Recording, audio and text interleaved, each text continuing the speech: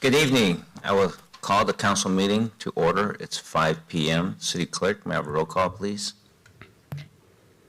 Yes, Your Honor. Councilmember Kaji, Here. Councilmember Kalani, Present. Councilmember Lewis, Here. Councilmember Matucci, Here. Councilmember Sheikh, Mayor Chen, and Councilmember Gerson is absent today. The council will now recess to close session to confer with the city manager and city attorney on agenda matters listed under 13A, conference with legal counsel, existing litigation, 13B, real property, conference with real property negotiator, 13C, conference with labor negotiator. A closed session on these matters is authorized by California Government Code Section 54956.9D1, 54956.8, 54957.6 will return after closed session. Thank you.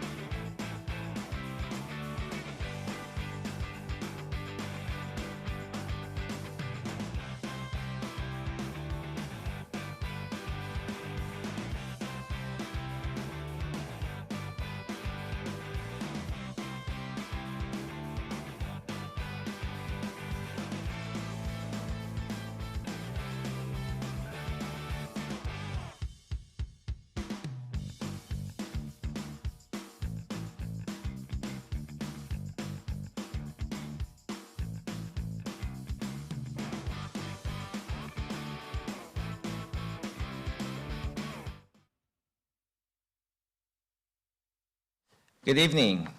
I will now reconvene our city council meeting. It's now 6:41 p.m. City clerk, can we do another roll call, please? Yes, Your Honor. Councilmember Gerson is absent. Councilmember Kaji. Here. Councilmember Kalani. Present. Councilmember Lewis. Here. Councilmember Matucci. Here. Councilmember Shake. Present. Mayor Chen. Present. I want to welcome everyone joining us in the council chambers, as well as those watching remotely. We have been in closed session. City Manager, do we have any actions to report out? Good evening, Your Honor. No actions to report. Thank you. Thank you. Moving on to item 2, flag salute and invocation. We honor those who make it possible for us to be here today. If there's anyone in the audience who is on active duty or a military veteran, will you please stand or raise your hand so that we may recognize you? Now, please all arise, and I'll lead us in the flag salute and Councilman Kaji in the invocation.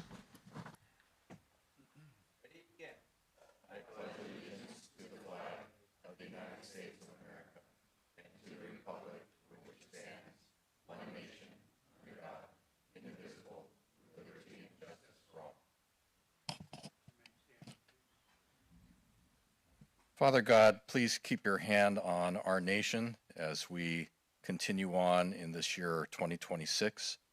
Be with our elected officials in Washington, D.C.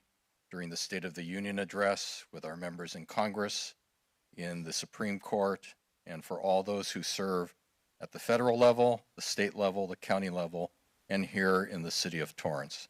Continue to shine a light before our paths so we make wise decisions on behalf of the people of Torrance. In your name we pray, amen. Thank you. Moving on to item 3, announcements withdrawn, deferred, or supplemental items. Good evening, Your Honor. Anam Chaparian, City Manager. There are supplemental materials available online on the city website at torranceca.gov for item 8C from Civil Service and Human Resources to approve revised class specifications and examination to fill a Public Works Director position. 9A from Community Development to conduct public hearing and consider adoption of resolution approving conditional use permit and development permit to allow the demolition of an existing medical office building and the construction of a new multi-use development consisting of 106 residential units and 12,226 square feet of medical floor area on property located within the Hawthorne Boulevard Corridor Specific Plan, Delamo Business District 2, Zone 3475, Torrance Boulevard.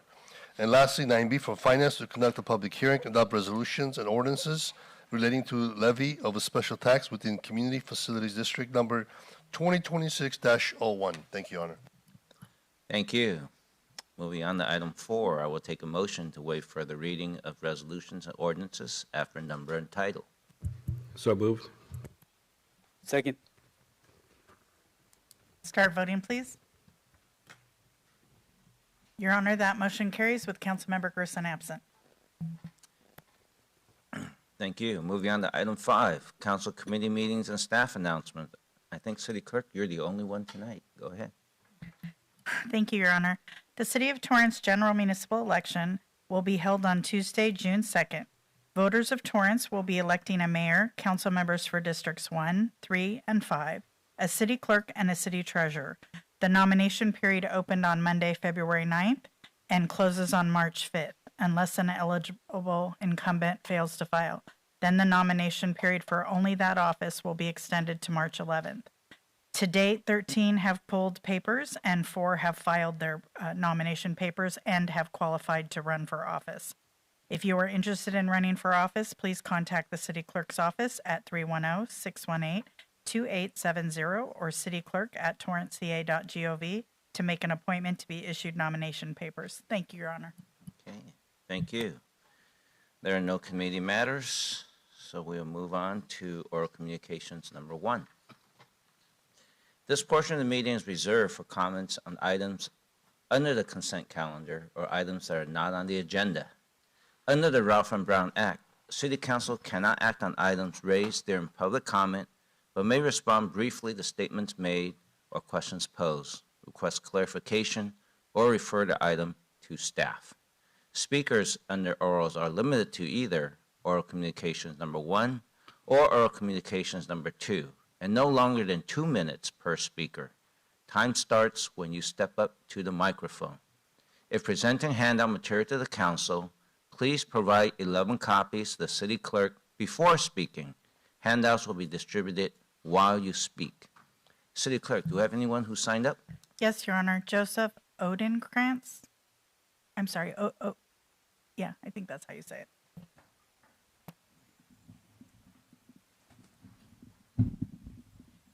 Good evening. I'm Dr. Joseph Odenkrantz. I testified here on February 10th regarding the Torrance Delamo project settlement. I'm back because nothing has been resolved. On February 4th, I sent written notice to City Attorney Sullivan and Cox Attorney Fogg, formally revoking authorization for use of my expert work. My reports and opinions have been cited over 20 times in the lawsuit underlying your settlement. Plaintiff's counsel has stated in writing that no contract exists. That means no authorization for use of my licensed professional credentials. You're being asked to approve a settlement based on expert work that is no longer authorized by the expert who created it, potentially tainting any approval under the unclean hands doctrine. It is in my February 14th correspondence to City Attorney Sullivan and Attorney Fogg, which I provided copies for this evening, I stated that I would file a supplemental declaration with Judge Leiter if this matter was not resolved. That deadline has passed.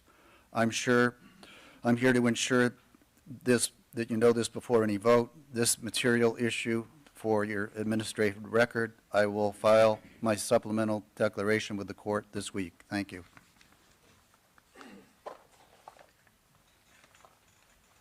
Anyone else signed up? Yes, Your Honor. Charlie Salinas.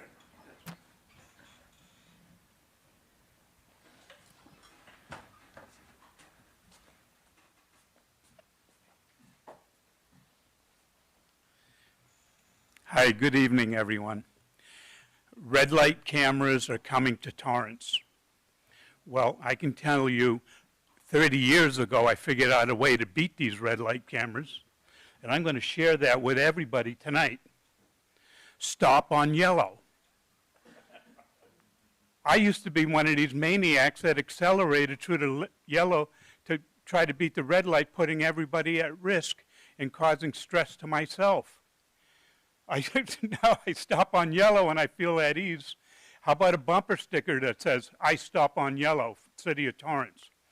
Now, if I'm on traffic, are you tired of being cut off by aggressive drivers? I found the way to beat them too. Leave space between you and the car in front of you. They can't cut you off because you let them in. Now, if you want to try it out, right at the freeway on-ramp by any freeway, that's where the cutout artists are hanging out the most. Next time you're there, leave some room between you and the car in front. Don't tailgate and put yourself at risk, and then leave enough room for a car to get in, and everybody's happy. And what are you saving, 5 or 6 minutes? Are you people getting on the freeway to go 5 miles an hour? Let's drive safe and everybody be happy. Thank you. We need everyone to drive like you. Gerald Miller.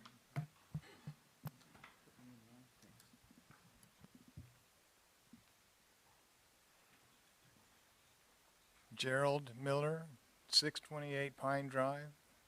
I was here about 3 months ago, and I mentioned I'd been in the city of Torrance quite a long time. And I also mentioned that I hadn't seen so much filth and trash and garbage on the streets of the city of Torrance. I also mentioned that I know the reason why. The reason is because this city saw fit to pollute the neighborhoods with signage. Signage is a form of pollution that undermines property values and shrinks the tax base. So what does it say? No parking, street sweeper tomorrow morning, empty floorboards in gutter. People are throwing trash because the signage that's polluting the neighborhoods is telling them to throw trash. So they throw trash, nothing happens. They throw trash again and again and again. If you want to know the solution, you remove the signage. You write tickets to people that throw trash to the tune of about $3,500 apiece. Put their names in the newspaper and the city where they live. The trash will go away and it will not come back. Thank you.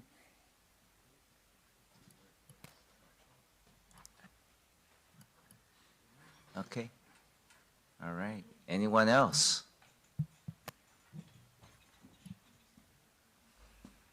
Good evening, Mayor, City Council, and staff. My name's Doug Moppin from 2735 Torrance Boulevard, Crenshaw Boulevard, Torrance.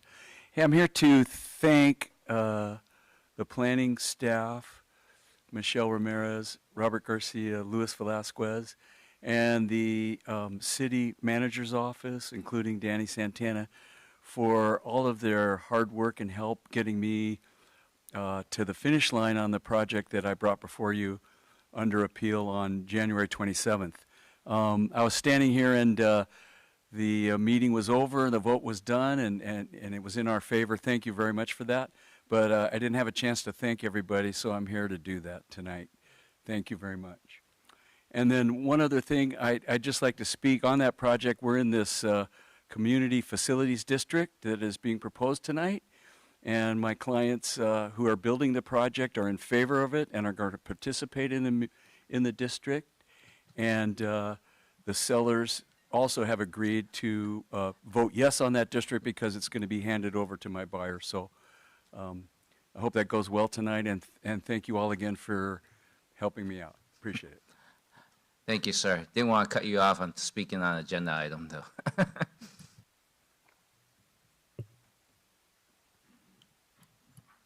Anyone else from the public who did not sign up who wish to speak, please step up to the microphone.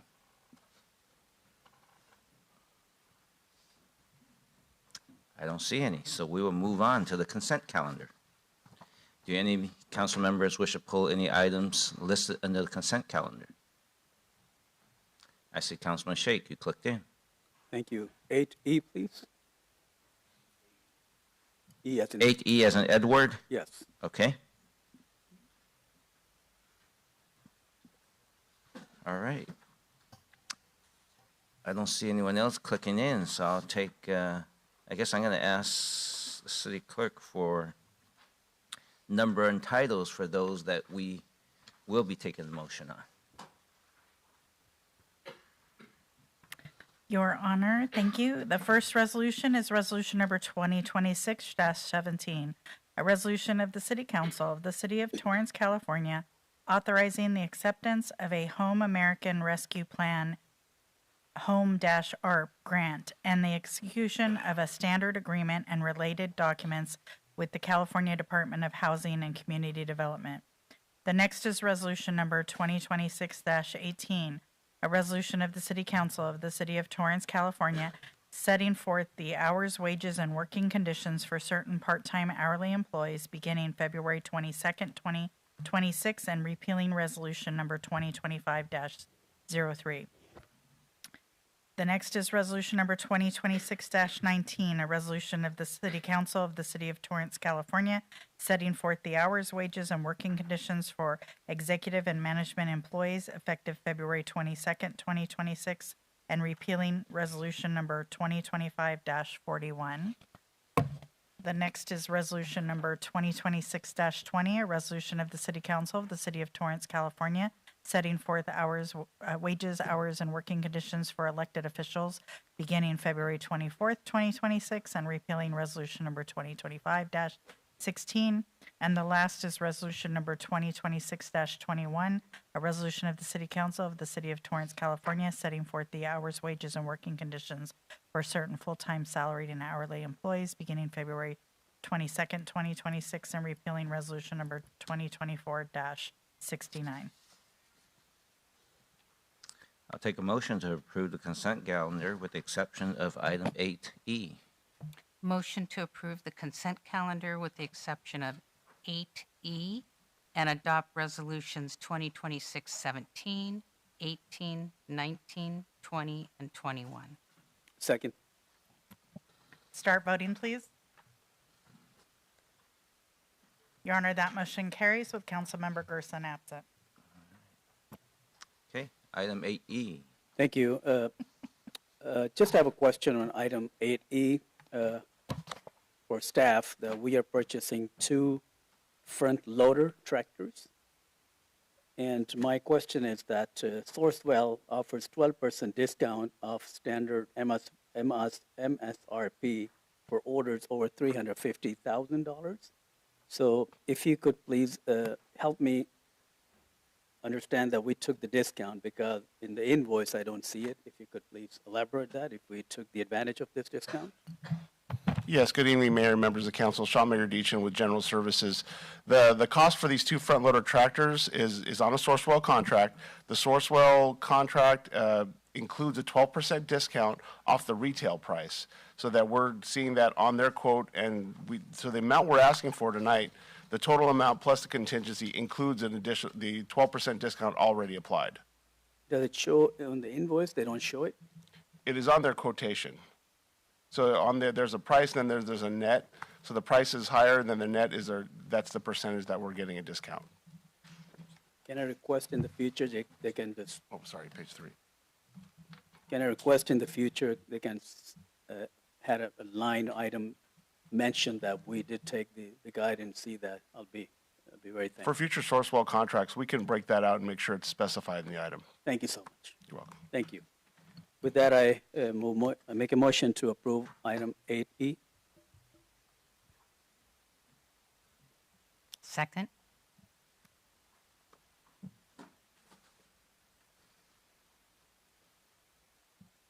Start voting, please. Your Honor, that motion carries with Councilmember Gerson absent.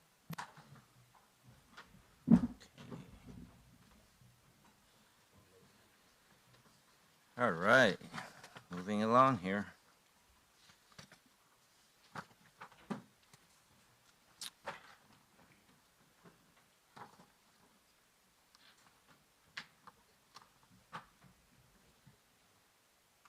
Okay.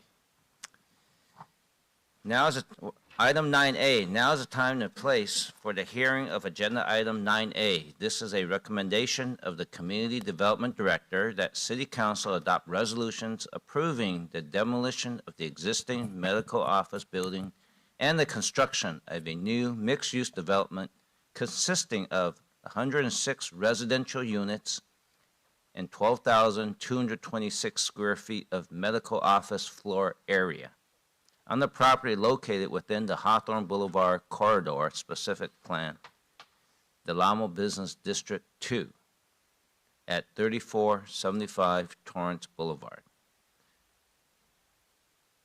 I just want to check with the city clerk and our director. There's no appeal here, right?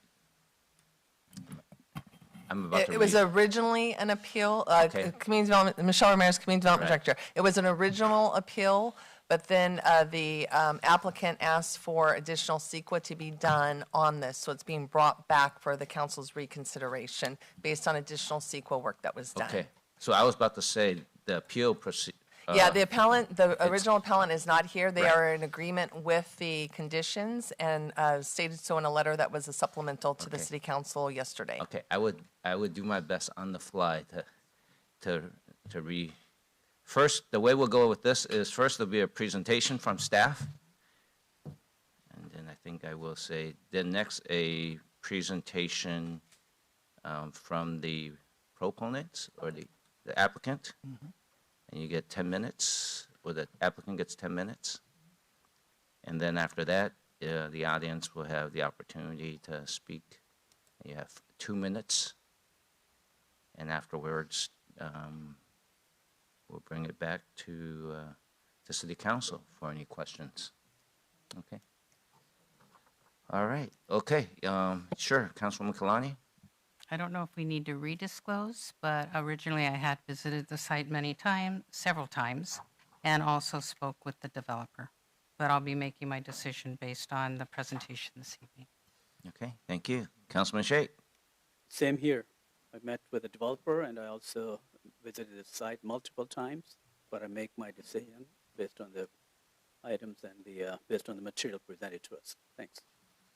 All right, thank you very much. All right, staff, is there a presentation? Please proceed. Good evening, Honorable Mayor and members of City Council. My name is Robert Garcia with the Community Development Department. We do have a PowerPoint presentation for this evening. Next slide, please. Tonight's presentation will cover key aspects of the proposed mixed-use project. I'll begin with the project location, then background, followed by the CEQA determination and a response to the appeal correspondence. Lastly, we'll go over the site plan, massing diagram, and staff's recommendation. Next slide, please. The subject property highlighted here in orange is located at 3475 Torrance Boulevard and is located within the Hawthorne Boulevard Corridor Specific Plan. The general plan land use designation is Commercial Center. The zoning designation is Del Amo Business Subdistrict 2. The site is surrounded by a mix of residential, hotel, and commercial developments.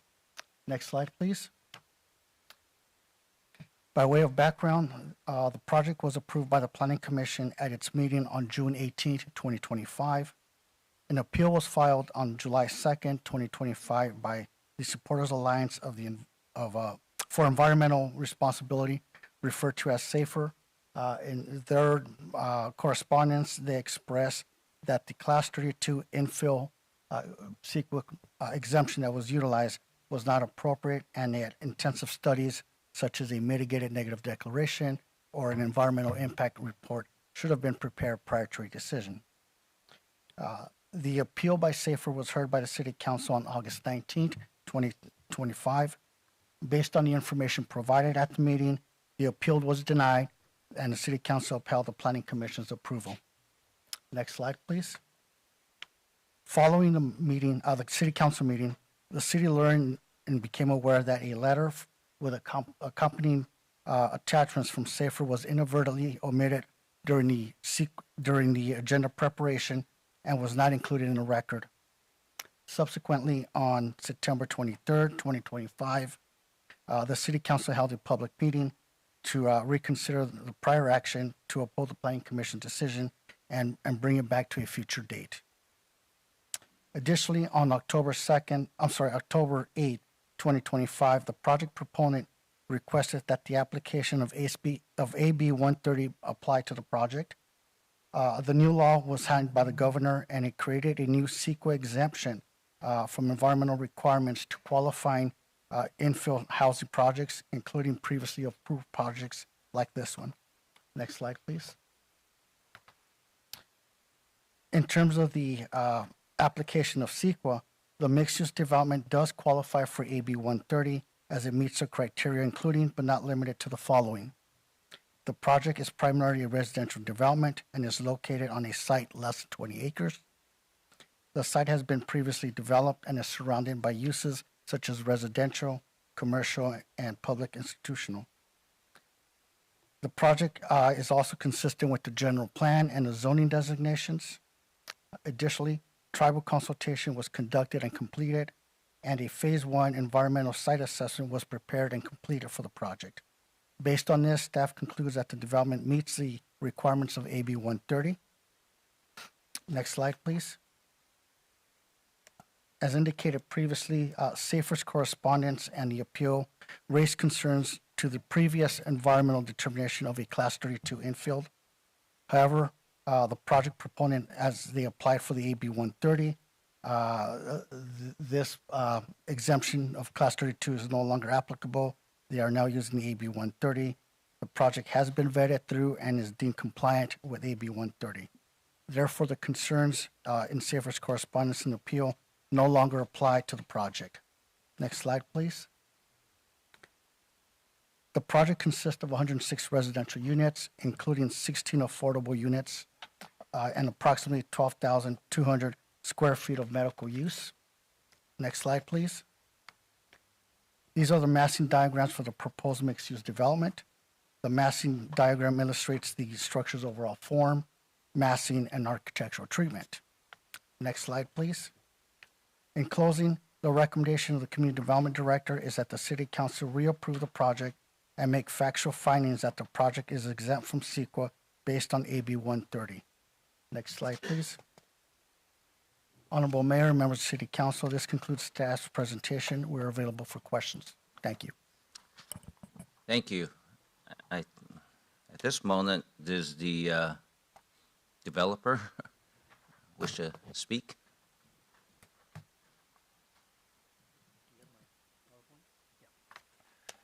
Good evening, Mayor and council members.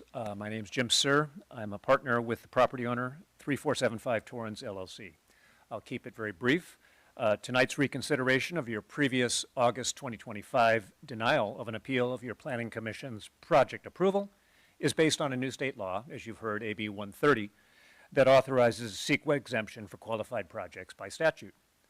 We've worked with your staff to demonstrate that this project meets all of the tests included in the law, hoping to build a strong administrative record supporting the exemption allowed under AB 130. Next slide, please.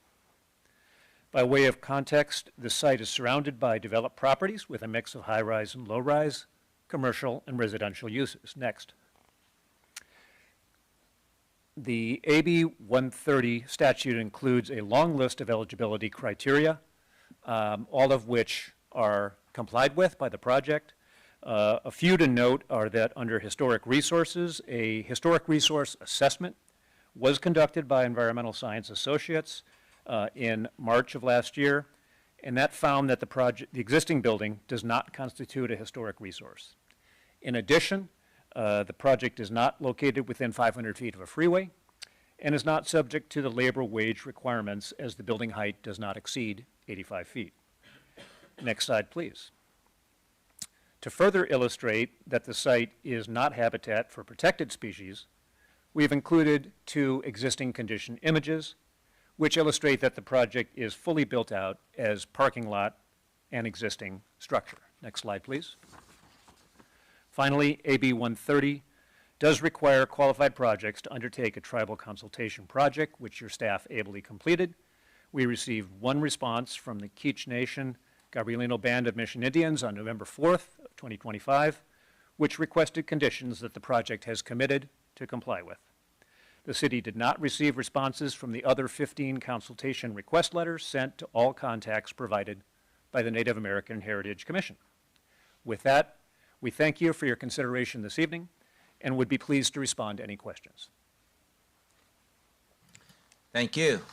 At this moment, I'm going to go to the public first. And any members, well, first of all, City Clerk, anyone sign up? No, Your Honor. Okay. Any members of the public wish to speak? You have 2 minutes per person. Please step up to the microphone. Hi again, Charlie Salinas. I was wondering, seeing that this project is so close to the tiny homes, it's walking distance, would the builder consider hiring these people to do some simple work like sweeping, throwing out the trash, moving building material? Because nothing better for a person's self-esteem is to work a few hours a day, make a little bit of money, and maybe help get them back on their feet again. It'd be nice if they could see it in their heart to do this. Thank you. Thank you. Anyone else who wish to speak on this item? I don't see any. Let's go to the council then. Any members of the council has questions or comments, please click in.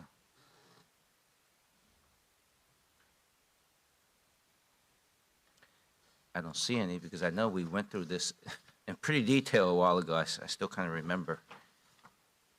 All right. If we don't, I'll take a motion to close the public hearing. Motion to close the public hearing. Second.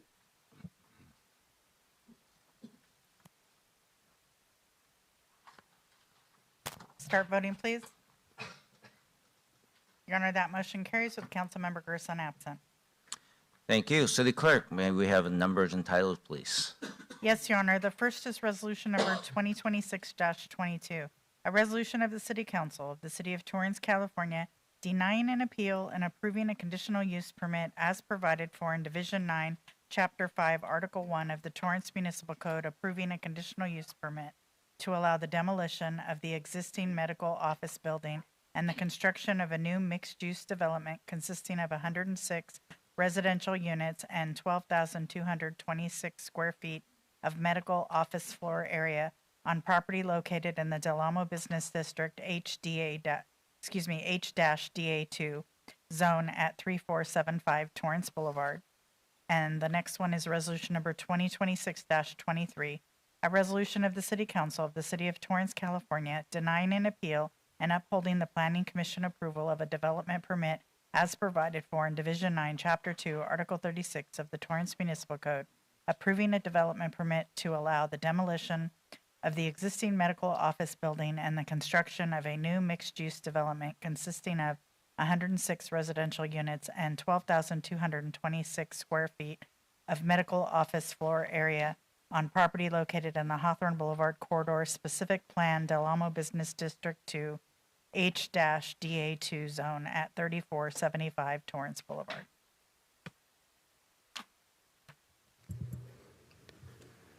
Mayor, before we take a vote, I would like to make a quick statement, if I may. Oh, sure. Go ahead, Yeah, Councilman Tucci. I thought you were making the motion. I don't know. No, I just want to invite the public to, because I know we've been getting a lot of backlash. I see a lot of buildings going up in town. So I just want to make a statement before we make this vote, because I think it's important. People need to understand the Residential Housing Needs Assessment, also known as RENA. They need to understand the builder's remedy. They need to understand Builder's Remedy 2.0, which is the updated law that just came out here in January here in California. Sacramento puts very, very strict regulations in place for housing. You talk about local control. And I'm not trying to make a big political speech here, but Sacramento is tightening the belt around our necks. So when you see these big buildings coming up, I hope the public understands that we're very limited as to what we can or can't do. So I just want everybody to really understand what RHNA is, R-H-N-A. I want everybody to look up Builder's Remedy and the Builder's Remedy 2.0, which was recently updated. Very important information, which will put a lot of clarity as to why you start seeing some of these bigger buildings pop up, okay? I know we get a lot of the blame. I know there's a lot of concerns about traffic, a lot of concerns about infrastructure, and they're all right. I mean, those concerns are real. They concern us, I'd say all of us up here as well. So I just want to make that public statement that people should educate themselves as to what RHNA is and Builder's Remedy. Thank you. How does the council wish to proceed?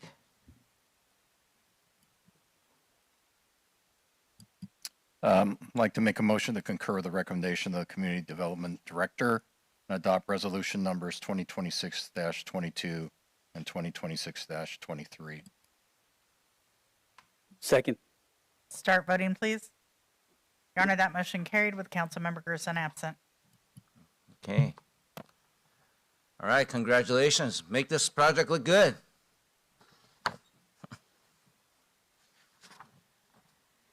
All right. Now is the time and place for a public hearing on agenda item 9B. From Finance, conduct a public hearing, adopt resolutions and ordinances relating to the levy of a special tax within Community Facilities District number 2026-01. Before I formally open the hearing, are there any property owners or persons registered to vote in the boundaries of the Community Facilities District number 2026-1 who wish to file written protests? If so, you must be filed with the city clerk now. Okay. Just want to make sure we did that. Thank you. The hearing is now officially open. Is there a staff presentation? Good evening, Mayor and members of the City Council. Sheila Poisson with the Finance Department. Tonight's item is a public hearing and a series of actions to formally establish Community Facilities District, or CFD, number 2026-01, authorize the levy of a special tax, and complete the required landowner election proceedings under the Mello-Roos Community Facilities Act. The purpose of CFD number 2026-01 is to mitigate the ongoing fiscal impacts that new development places on city services. Unlike development impact fees, which fund one-time infrastructure costs, this CFD is designed to fund ongoing municipal services needed to maintain service levels as the city grows, as proven by the previous hearing. Eligible services include police and public safety response, maintenance and lighting of parks and streets, flood and storm protection services, and other public services authorized under Government Code Section 53313. At Council's direction, staff has taken several steps toward establishing the citywide CFD. Council directed formation efforts in January 2024, established policies and procedures for the formation in September 2024, and in January of this year, adopted the resolution of intention and set tonight's public hearing. The boundary map has been recorded with the County of Los Angeles. Thank you, City Clerk. Notice requirements have been completed and ballots were distributed to the affected landowners. Vista Homes, a 449-unit residential development, is the first project eligible to annex into the CFD. Looking forward, eligible projects are expected to include new industrial development and multifamily residential projects of 5 units or more. The city's preferred mitigation method is annexation into the CFD and payment of the special tax.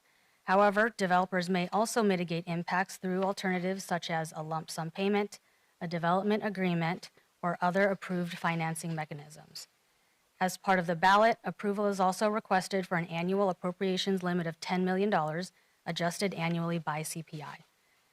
This limit is intentionally set to provide long-term flexibility. Because the special tax is perpetual, any future increase would require another landowner election involving all annexed property owners, which could be numerous and introduce administrative complexity and funding uncertainty. Establishing an adequate limit now helps ensure the city can reliably fund eligible services over time. This evening's actions will 1. Establish CFD number 2026-01 and its future annexation area. 2. Authorize the levy of a special tax. 3. Conduct and declare the results of the landowner election.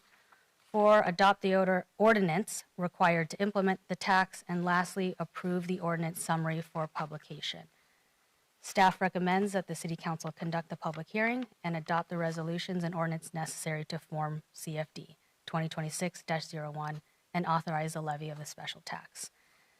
I'd like to add that there was a supplemental to this item posted before tonight's meeting to make minor revisions, ensuring consistency between the ordinance, resolutions, and publication requirements for the CFD. The changes include clarification that the ordinance summary can be published rather than the full 11-page ordinance, correcting the signature block on the ordinance, and adding clarification in the resolution calling for a special election that ballots may be submitted either by mail or an approved electronic platform, not just by hand delivery. These changes are procedural in nature and do not alter the substance or fiscal impact of the CFD formation. That concludes my presentation, and I'm also joined by Kuda Wakwede with DTA and Jessica Sanders with Rutan and Tucker, who are available along with staff to answer any questions. Thank you. Thank you. This time, I will take public comments on this matter. Each speaker will have up to 2 minutes to speak. City Clerk, anyone signed up to speak? No, Your Honor. Do we have anyone in the audience who wishes to speak? Please step up to the microphone. You have 2 minutes per speaker. Okay. I don't see any. Now let's come to City Council. Do any council members have any questions or comments on this item? Please click in.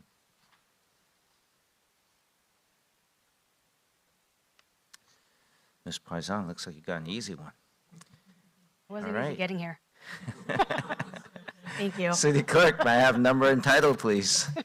Yes, Your Honor. The first is resolution number 2026-24, a resolution of the City Council of the City of Torrance, California, authorizing formation of City of Torrance Community Facilities District Number 2026-01, Public Services, authorizing the levy of a special tax therein, preliminary establishing an appropriations limit therefore, and submitting levy of the special tax and the establishment of the appropriations limit to the qualified electors thereof. And resolution number 2026-25, a resolution of the City Council of the City of Torrance, California, calling a special election for the purpose of approving a special tax in the City of Torrance Community Facilities District Number 2026-01, Public Services, and an establishment of an appropriations limit. Okay, I will take a motion to adopt a resolution to authorize the formation of the City of Torrance Community Facilities District 2026-01 and the resolution calling a special election. So moved. Second.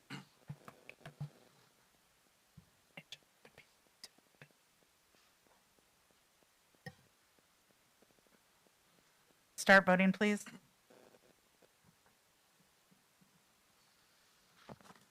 Your Honor, that motion carries with Councilmember Gerson absent and Councilmember Matucci voting no. Okay. So this is the first time we did this in this city, am I correct? All right. At this time, I ask the city clerk to announce the results of the election. Do we need, Your I Honor. just want to make sure before we do that, do we need to redo the motion to include the summary ordinance? Yeah, we were just talking about that. Okay. Councilman Kaji, do you want to do a repeat and Won't that be done now after I read the ordinance title? okay. Yeah. Go ahead. Thank you, Your Honor. The ballots were opened electronically, and there were 4 ballots received, and they all voted in the affirmative. Okay, so I'm looking at this. The results of the election being unanimously in favor of approving the Community Facilities District formation and the rate and method of apportionment of special taxes. We may now proceed with the final actions for the change proceedings in the Community Facilities District number 2026-01. Okay, now we go back.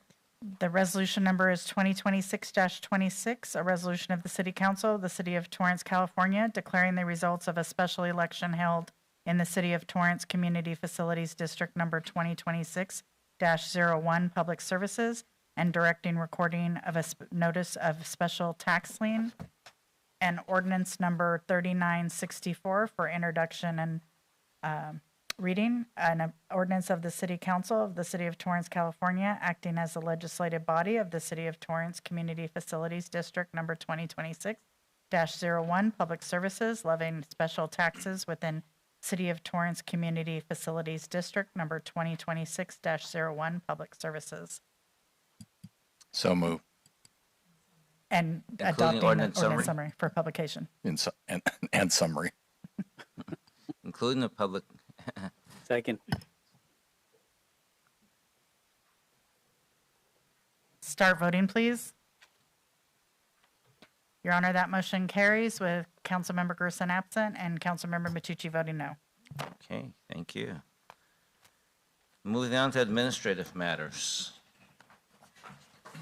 Item 10A from the Human Resource Director. Is there a staff presentation? Yes, Your Honor. Good evening, Honorable Mayor and Council members. Hediye Hojavi, Human Resources Director. This evening, I will be providing to your honorable body with the annual report regarding city's status of vacant positions. This report outlines the city's workforce composition, vacancy trends, and strategies to attract and retain employees. While recruitment and hiring remain top priorities, the city also focuses on long-term retention through incentive programs, internal promotion opportunities, and workplace improvements such as various work schedules, professional development, and employee engagement initiatives. Next slide, please. On September 22, 2024, Governor Newsom signed Assembly Bill 2561 into law. AB 2561 added California Government Code Section 3502.3, which requires public agencies to hold a public meeting at least once per fiscal year to report on vacancy, recruitment status, and retention efforts. As part of the law, public agencies must also highlight hiring challenges and potential policy obstacles. During these public meetings, employer organizations are entitled to present their perspectives on the report.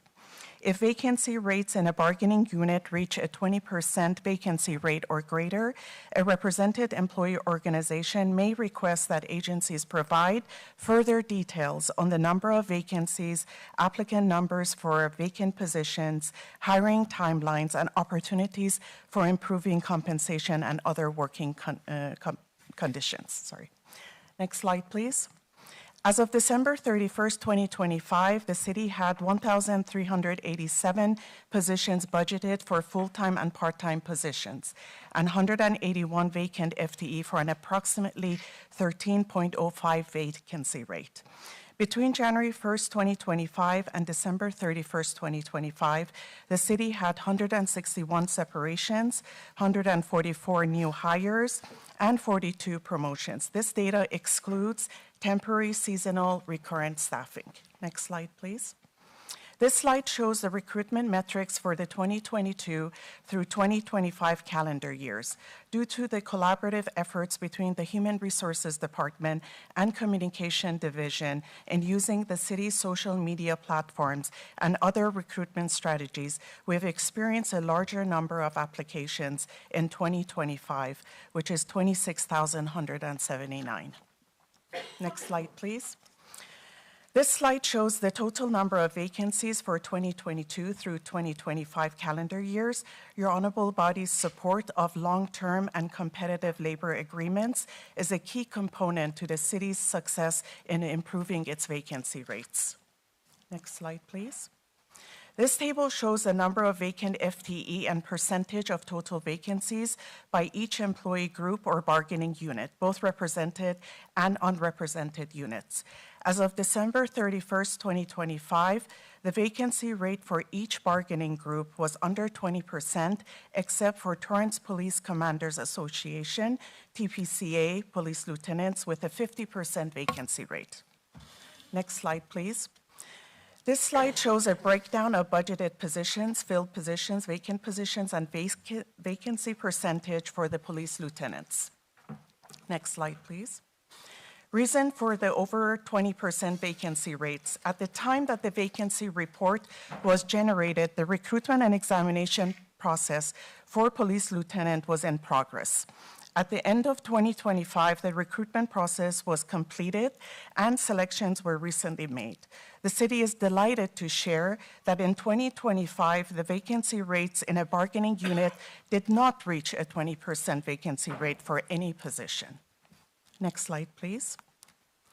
This slide shows a few of the recruitment efforts in 2025.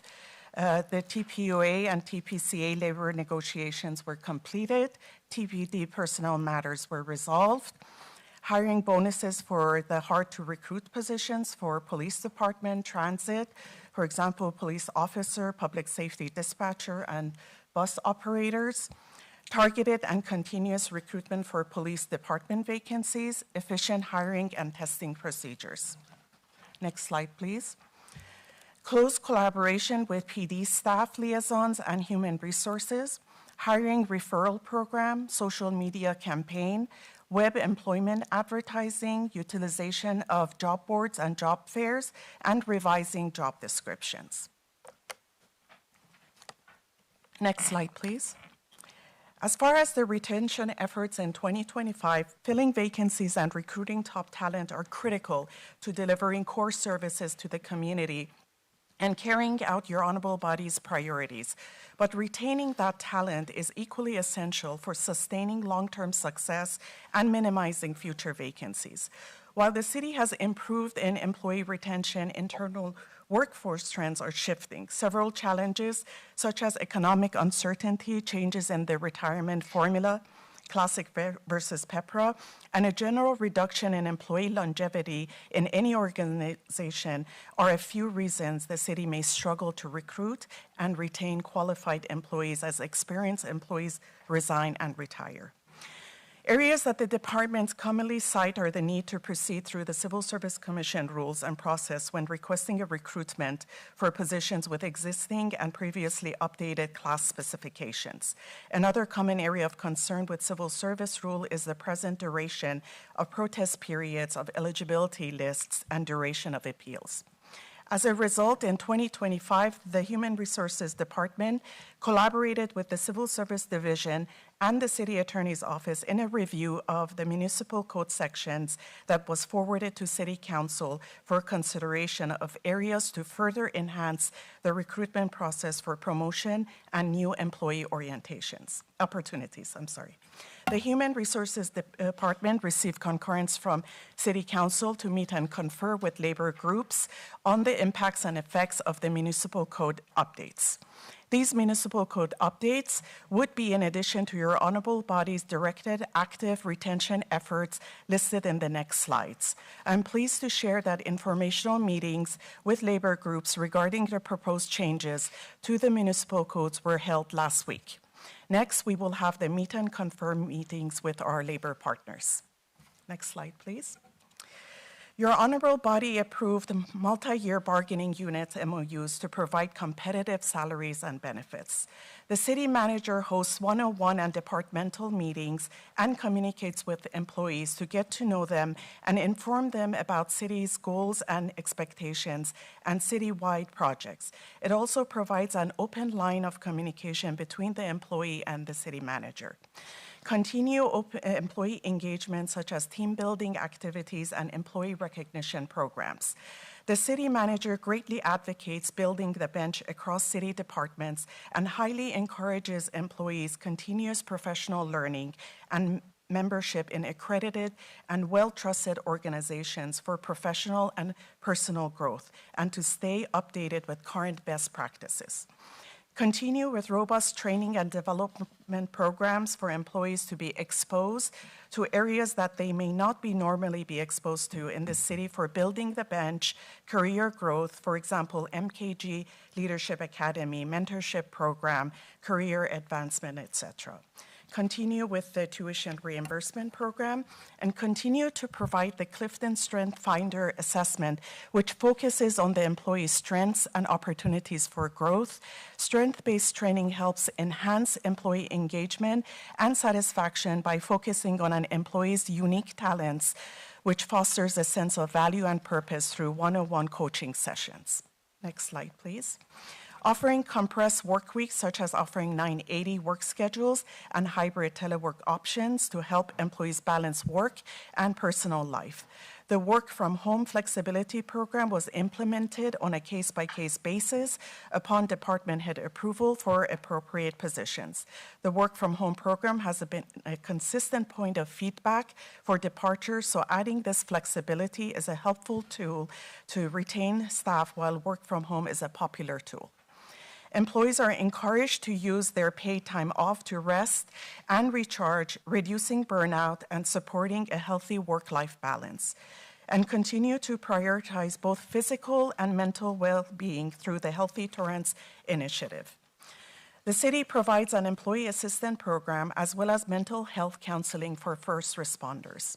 Continuing the annual implementation of the confidential employee engagement survey to give employees a voice and ensure they are being heard. Department heads continue to create and implement action items based on the results of the employee engagement survey to address the areas of opportunities. Department heads and managers are trained to provide regular performance feedback to employees and to recognize accomplishments, big and small. In 2025, we implemented an automated performance management system that helps us with strengthening accountability, efficiency, and employee development. Improved onboarding processes, mentorship programs, and quicker hiring timelines help employees feel connected and supported from day one, reducing early-stage turnover. Next slide, please. As far as conclusion and recommendations, to summarize, your honorable body have supported a number of employee retention and recruitment efforts that are making considerable progress in addressing vacancies citywide.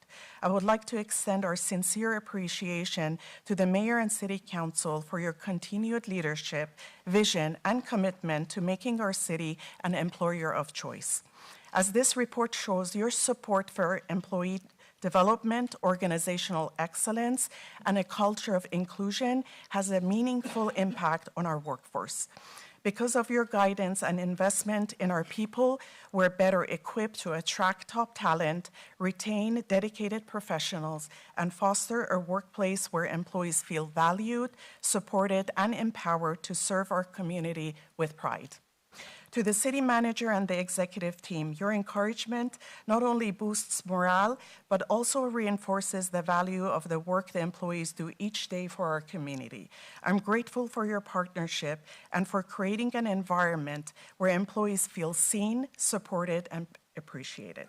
To Mr. Ian Daly, Finance Director, and his team for their guidance and support in providing the data for preparation of this annual report. Also, to the amazing human resources team members for their teamwork spirit and care for all employees. Since the recruitment and examination process for police lieutenant was completed at the end of 2025 and selections were recently made, the city does not have any position with over a 20% vacancy rate. Next slide, please. Staff recommends that the honorable body take the following action on item 10A. Accept and file the 2025 annual report on the city's status of vacant positions and recommend that City Council direct staff to continue with the employee engagement, recruitment, and retention efforts in place and presently underway. That concludes my presentation, and I'm available for any questions you may have. Thank you. Great. Thank you very much. Very thorough. City Clerk, has anyone signed up to speak? No, Your Honor. At this moment, are there anyone from the audience who wishes to speak on this item? Please step up to the microphone. You get 2 minutes per speaker.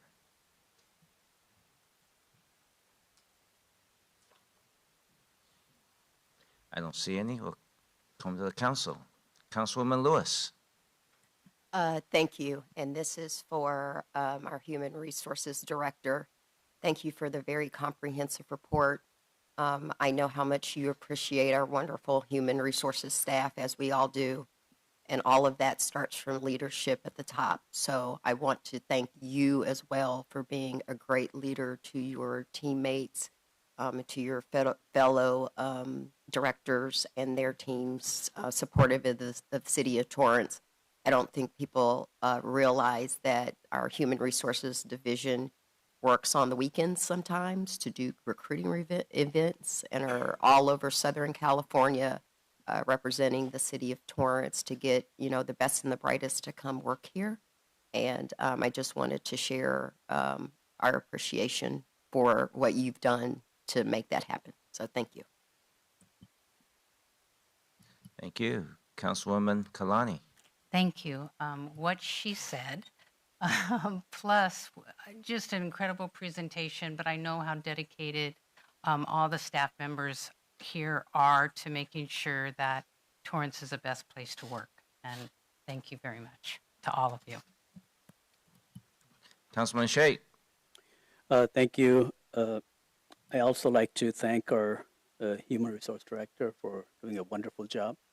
And I think the most valuable resource for any organization is the labor force. And if you find ways to retain them and promote them and find the right talent for the right post, that's the key for any success. And I think you have proven it. You're doing a wonderful job. Keep up the good work. Thanks. Councilman Kaji. I'll join the cheering section. Thank you, Dr. Kajabi, for your efforts along with your department. When will the picnic be this year?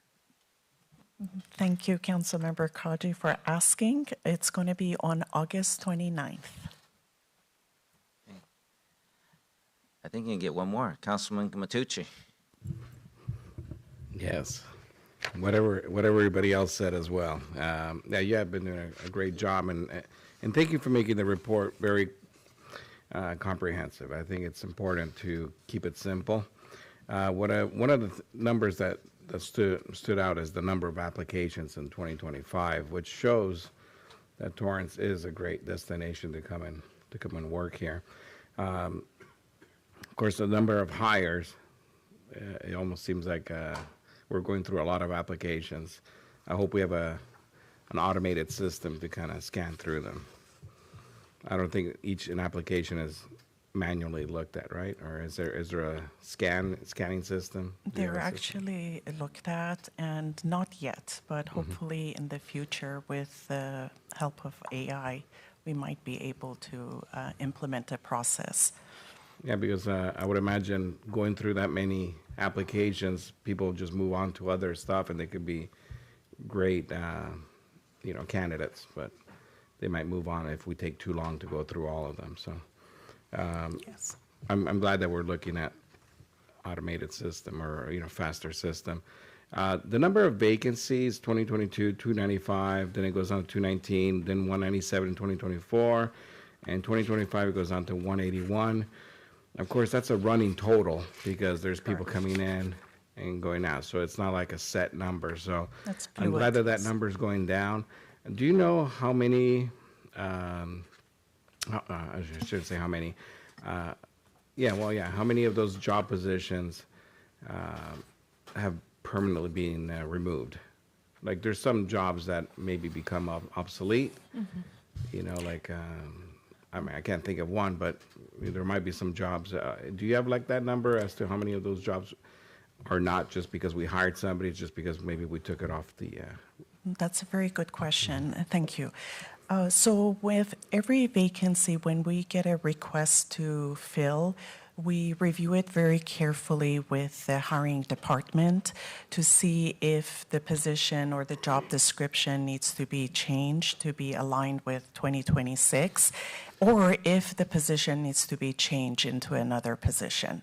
So as we're speaking right now, I don't have that exact number of how many of the 181 are obsolete or even changing, but I can assure you that every single position before we start the recruitment is carefully reviewed and a job analysis is conducted. Okay. I'm very happy that the city is not falling apart, even though we do have shortages in almost every department. I am very concerned about our police department. I think that's one of our I would say probably one of the toughest departments to fill. I can't think, out of the last 8 years, I can't think of any time that we said, just stop hiring people. I mean, it's so hard to get people to become sworn officers. So I do appreciate the department for doing whatever they can. Now, I did see that number go down as far as full-time employees. Can you touch on that, one of you? Maybe the chief. I saw that the full-time went down to 202 total as sworn officers. How many are sworn officers are we budgeted for, and how many are actually working, like actually on the job? Do we have that number? I know it's a touchy subject, and I probably should have thought about it before to ask you, but I hate to put you in a position. But my understanding is that it's not just the vacancies, it's also that we have individuals that are actually not currently working for one reason or the other, which is fine, but it does create stress on the ones that are actually here working. So when people complain to us that we don't have enough patrols, we just don't have enough people. I mean, is that really what it boils down to? A couple of things, sir. Good evening, Mayor, members of council. Robert Dunn, Chief of Police. To answer your first part of your question, we're budgeted for 220 sworn police officers. We currently have 179 sworn officers in our ranks. Our deployment and patrol doesn't change. We are contractually obligated to provide minimum staffing levels. So for patrol, we always go out with the prescribed number of officers based on our contractual obligations to the labor groups. In other areas of the department, we don't have as many personnel as we would like. For instance, our real-time response center, we'd love to have built that out and have full-time officers in there to assist with that work, but we have some other options that are on the table for us as it relates to those types of programs. As it relates to our vacancies, we just came to the conclusion of our first year of that recruitment and retention incentive, which also included an early notification of retirements. We would have been in this position a year ago with no advance notice from incumbent employees, but luckily through that program, they would notify us a year in advance that, hey, a year from now, and a lot of them stayed. Some of them that stayed, we put into our background unit to help us do backgrounds to get more people in the door. Last year, it was in our year in review, but we hired 23 people. That's two police officers a month for us is a pretty good number for all the work that it takes to do their background. The other thing that we've done to try to streamline the process is for many, many years, we were a mainstay at the Orange County Sheriff's Academy. They only run 2 academies per year, which means we'd have to save up our hires and get them in. We took our staff member and transitioned to the Los Angeles County Sheriff's Academy, no degradation in training, but what that did for us is there's a new academy class every 6 weeks, so we can get people into classes very quickly.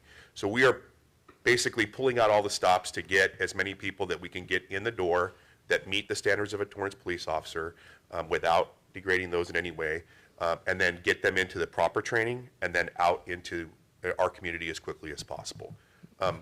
It is a landscape of our profession to have a lot of vacancies across the profession. Sure. For a host of reasons, but we seem to be trending positive as far as how many people are applying for us and our ability to get people to take a look at Torrance, and then we can show them what we have to offer, and most often that ends with people coming to work for us. Yeah, thank you, Chief, and yeah, thank you. I really do see a lot of efforts being put into the hiring process, so I just want to let the public know that they can rest assured that we're doing whatever we can, and if there's anything else that the department thinks they can do, I'm sure you have the support to. We've come up with some pretty creative stuff, and some of it is working, some may not, but I think what the public wants is a strong public safety, both fire and police, and I think we're trying to do everything we can to deliver on it. Yes, sir, and I didn't answer one of your questions that came to me when I concluded. We only have 4 officers who are on light duty or not in the field right now. Okay. That, to be quite frank, is a testament to our work with our folks in risk and our HR department. When I first came here 3 years ago, we had 12 or 15 people on that list, and we have really worked to try to get that list to where it is today. Obviously, we can't control what happens on any given day, but that's a huge area of focus for us that has really paid dividends to get people treated and back out in the field as quick as possible, but getting them the treatment that they need and making sure we're holistically looking at the employee. Yeah, definitely very proud of the hard work that's been done. Thank you. Thank you. I just want to make a comment, or maybe it's a question and a comment, because sometimes in the last few weeks I hear people say, we're going to fully fund the police. As far as I know, they are fully, every department is funded. It's different than funded and fully staffed. I think sometimes a lot of the public don't understand that. They think just because we're understaffed that we're not fully funded. We are fully funded, I believe, correct? And I believe, I think Councilman Matucci's earlier question was actually covered by your briefing. Last year, we approved a change in the processes of hirings to reduce the hiring timeline. So I think that that has been done. So thank you very much. All right, at this time, I'll take a motion to concur with the recommendation of the Human Resource Director. Motion to concur with the recommendation of the Human Resource Director. Second.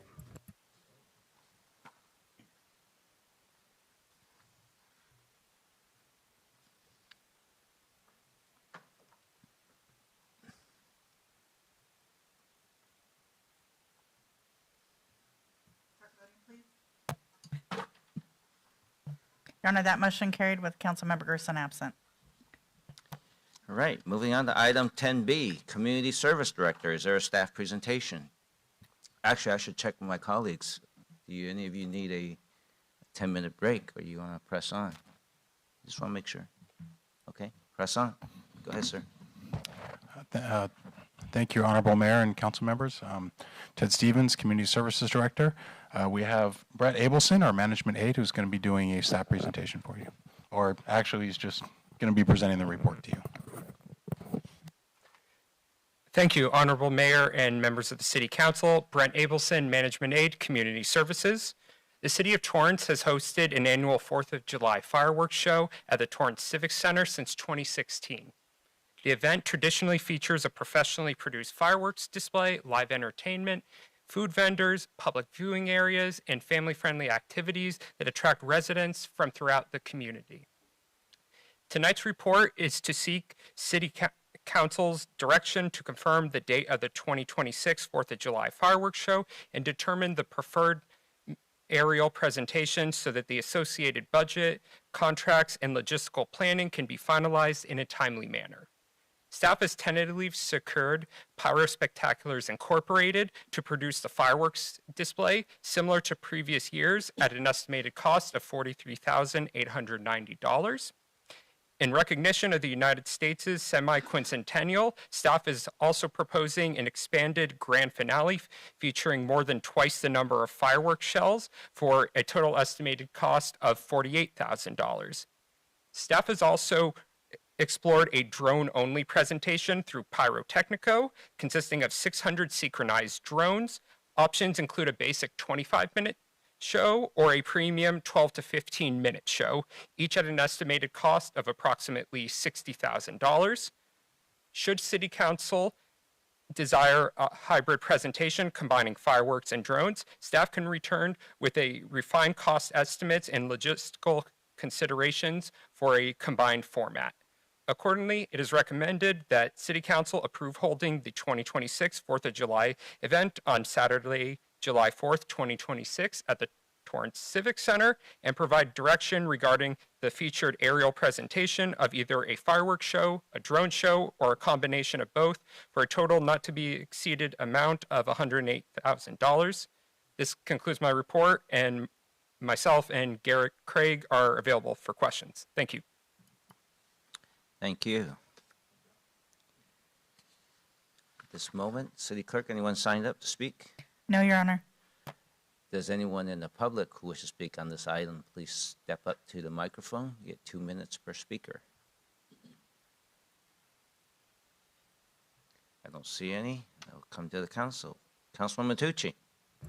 Thank you. I'm going to say 2 words. Wilson Park. Let's take it back to Wilson Park one of these years. I know this year is a little too late, but I really do think that tradition at Wilson Park was awesome. And I'd like to see eventually us go back to Wilson Park and maybe have the Chamber of Commerce operate the booths and we do the show. But that's just, it's going to have to be for the future. I like the idea of a huge grand finale, a bigger grand finale. I know there's concerns with household pets, but you know, we do this show every year. Hopefully we can make sure that everybody takes precautions for their pets. I'd be in favor of doing just a beautiful, massive, grand finale. That's the best. That's the best, especially at our 250th. So that's all I have. Good job. Thanks. Councilwoman Kalani. Thank you. I had the same 2 words, Wilson Park, and I remembered a really great event that took place in part of Wilson Park, the Pakistani Independence Day, and I don't know if there is time to consider doing it this coming year in that portion. Sorry about my voice. That portion of Wilson Park, at least to start. It seemed that it was easy to corner off and control, where we could have some booths and could have some opportunities for people to stay a little longer, enjoy the whole day. I do like the idea of possibly a combined firework and drone show, so we could bring something new and different to celebrate the 250th birthday anniversary. So I would like to see the pricing on that. Thank you. For the drone show specifically? No, some kind of combination. I mean, who doesn't love a great fireworks show? But it would be neat to see what drones could do.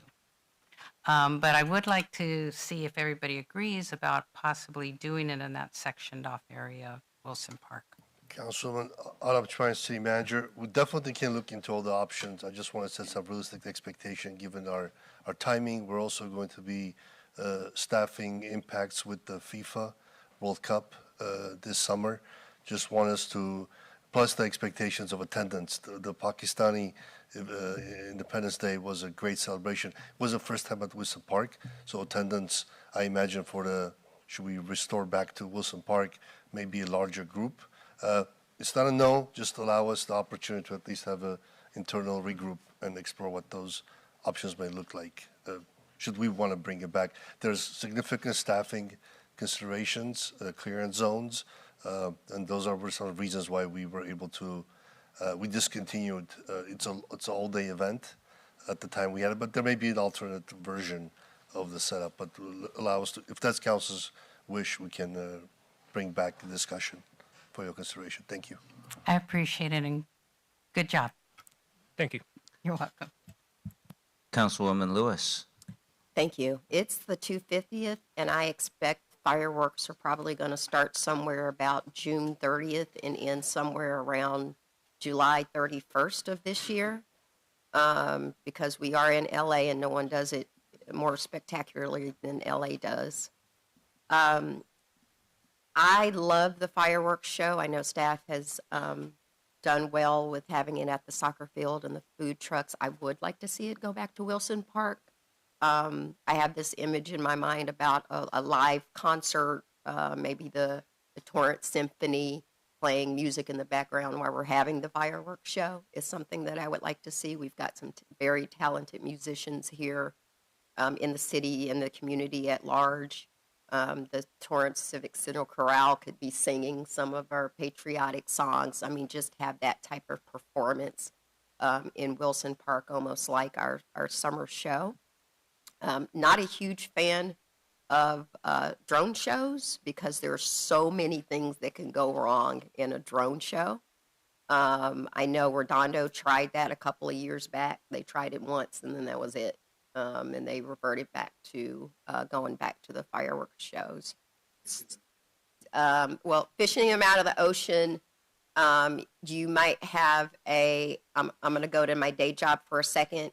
You might have some type of security concern that shuts down the airspace for flying drones, and then we've ordered up a drone show and can't have said drone show because of security issues, where fireworks, you kind of don't have that dilemma.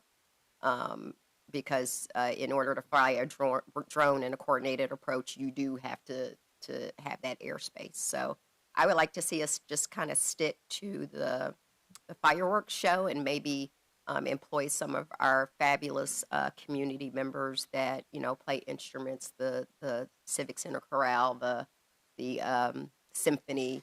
I think we could put on a miraculous show with them performing in the background. Thank you. Councilmember Lewis, we will be having a DJ perform at the event as well as a band before the show. Yeah, we never, ever, ever want to leave out DJ Ozzy because it's Torrance's DJ. We love him. We want to make sure that he plays, but just maybe supplement what DJ Ozzy does for us. Great. Councilman Shake. Thank you. And I think like 250th anniversary is a big deal. So absolutely we should go and explore different options. Definitely go with a combination, both the drone show and the fireworks. I think that will bring some life and a little bit uniqueness as the city of Torrance has always been. And I think bringing in Wilson Park is very well received. And lots of people, they enjoy that show at Wilson Park because of the area, because I know it's a concern for the security, but I think we should look into that. I'm wholeheartedly believe that we can do it, and I think we should strive for that. Thanks. Great. Councilman Kaji. Thank you, Mr. Abelson, for your first presentation here. You did a great job. I didn't see the B-2 bomber flyover or the Bruce Springsteen event, but other than that, I like this, and I would support, if not this year, maybe next year, Wilson Park, and a full-on celebration for our 250th. But thank you once again. Thank you. I think there are some other things I recall we did last year, but I may not need to go into the weeds of the details here, because I know that on the Galaxy Sports Complex, we also had some games that children could play. I think, I know there are some folks who met with me last week who wants to meet with me, I think, next week, suggesting other things we might do as part of combining the America 250 and the July 4th. Things could be, like I'm going to make up something just, for thought. They're saying, can we do a parade? I said, well, maybe, sometimes you go to Disneyland, the parents are towing this little wagon. Maybe you could have a kids' wagon parade and they could decorate it. Just, we're thinking something like that you could do on the Galaxy Sports Complex. But I just want to say that there are still some folks who could, those are little details that doesn't need to go into the weeds here. But no, good job. I think we want to, but I think what the staff is really asking us for this item is some direction, because I don't know if we have converged yet. We have some common themes that it's America 250, it's July 4th, we want to go big.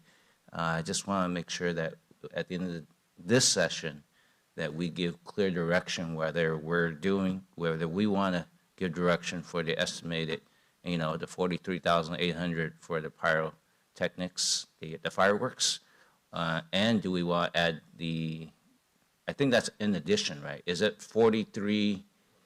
It's 43K plus 48K, right? Or is it 60? No, the 48,000 show is the enhanced show. With okay, that's in lieu of the 43.8. Okay, I just want to make sure we got that clear, because at first I was adding the two and the numbers didn't add up to me. So, okay, so it's if we want the expanded fireworks show with the quincentennial, then that's 48K. And then if we want to add the drone, that would be 48K plus the 60K, and that's where you get the 108K max on the bottom. Doing math in public is dangerous, but I think we got it this time. So, so I think that's where I'm asking my colleagues here, so that there's clarity. I know there's what we like, what we want to do next year, but I think for these big things, we want to get these guys on contract. Is that correct? That is correct, Your Honor. Yeah. Your Honorable Mayor, Garrett Craig with Recreation Services. Just before you provide your direction, I just want to add clarity. If you do try to go for both the firework display and the drone show, I want to make it clear that both can't happen simultaneously or together. They would require two separate shows and two separate laydown areas.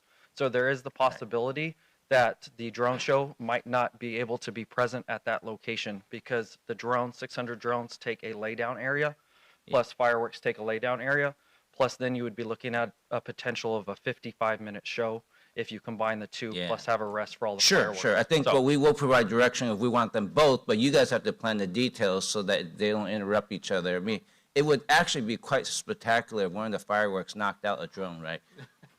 No, that was a joke, everyone. Okay. Drone killers, right? We have to get Epirus here. All right. Councilwoman Kalani, it looks like you have a motion. I do. I would like to motion that we move forward with an Armed Forces I'm sorry, with a 4th of July celebration on Saturday, July 4th, that we look into doing both a fireworks show and a drone show. And do I need to ask to also look to see if we can move it back to Wilson Park? Thank you. You could provide that direction with one caveat. It's not budgeted, any outlay at Wilson Park, since it's next year. We have to incorporate that into our budget deliberation process. Right. And the number in my mind was $250,000 back then. Oh, back then. So yeah, the reason we moved it because of the budget constraints we had and the outlay, the 250 is stuck in my mind. But if the council's desire for us to explore, we can include that as a potential Well, option and come thanks back for to the you. feedback, but I think timeline-wise, do we have time to come back, or? It's very tight. If we're very tight, then my suggestion would be that we move it for consideration for future, because we're already we're trying to make this big as is, and we're trying to pull off the Armed Forces Day Parade simultaneous, I mean, just 2 months ahead of time. This is a very busy summer. Yeah. And we also don't want to overstress our team. Yeah. Okay, so let's, I think Councilman Matucci, you clicked in. You have more comments? No, I think you guys pretty much answered it. Yeah, I think next year will probably be a little bit better, but the 250, I think we can definitely absorb through, we'll call it partnerships with like the Chamber of Commerce and maybe some sponsorships. I mean, I think there's a lot of opportunity out there, especially if it's a huge, a day-long celebration. I think we can find different ways. But anyways, let's think about this year. I'm okay with the combo. Yeah, Looking into the I think I hear what you're saying. I think what you're thinking is, in addition to if we want to do the 48K and 60K at LA Galaxy Sports Complex, if there are other things folks add up in the community that you do during the daytime, that is outside of this, but that is still a possibility. I think I was hearing Try to make it a day-long Yeah. event, regardless whether it's Wilson Park or here. Right. But It's a with day-long festivity yeah, of our 250. and we kind of do it now, but I'm talking about like morning till night type of Yeah, thing. yeah. So I don't know. Throw a 5K into that in the morning, too. There you go. You're the runner, not me. Okay, Councilman Kalani, is that clear as mud? Can I redo it? You want to redo the motion? Yes. Go ahead. I will yield my motion. Wow. I just want to give city staff, I wasn't going to redo it, I was just going to actually amend it. So to have because remember, we need 2 lay down areas, one for fireworks and one for drones. So this year, I am hoping to make the motion where we keep it at where we are right now to save staff time, fireworks show only, and then staff can come back for the 2027 year. Good Lord, 2027, with ways to move it back to Wilson Park. Two lay down areas or One quick comment. Can I make one quick comment? We don't have to go all 1 hour, 1.5 hour. Can we reduce both of the shows? Councilman, we can on the fireworks, but because 300 drones, whatever many drones, they have to be spaced. Right. And then we need enough space for them and they cannot overlap with the fireworks. No, I get Unless that. we fly the fireworks off the drones. Maybe that's a hybrid option, I'm kidding. No, you cannot do Yeah. that. Let me tell you, no, you cannot do that. I get that, but I think the concern was the budget. The 250,000 obviously is That's if it's at outrageous. Wilson Park. Yes, so if we could somehow reduce that amount, find a way to either cut half both of them, or also supplement. It's just the location. If it's at Wilson Park, then we don't have to do Wilson Park. well, that's, Yeah. if council desires to go to Wilson Park, that's one thing that my recommendation is we do that for 27. Let's focus on the current parade Got with it. the grand finish. That makes If we can incorporate the drone show within the vicinity, because we have partnerships in the area, we'll explore it, but also want to be clear in our expectations that we may not be able to do both. If we do a drone show somewhere else, that's another consideration. I imagine we have to come back and determine. So let us have the parade. There you go. Let us have the fireworks at the location, now the parade. It's all Okay, mixed up. I think let me help here. So Contagious. Councilman Kaji, we're not bringing in the Predator with the Hellfire missiles, okay? So it's not going to be that. I think let's go back to Councilman Kalani. I think she heard okay. it all. I think Okay. some people are trying to help you to do the. Because I want it clarify. all. Yeah, I mean, okay. go ahead. I mean, I know what Okay. you. I think I know. Go ahead. Well, Go ahead. You I got, you didn't got know the if- motion. Thank you, thank you. So let me motion then that we look at bringing the July 4th, 2027 back to Wilson Park, but for 2026, we incorporate both a beautiful firework display and also a special drone show to celebrate the 250th. That's my motion. Thank you. I just want to make sure I clarify that. I understand what staff hearing, because the motion, I think the way you said it was that we're bringing it back 2027 Wilson Park, or do you mean staff come back to look at what is the effort in that next year to have the Wilson Park option?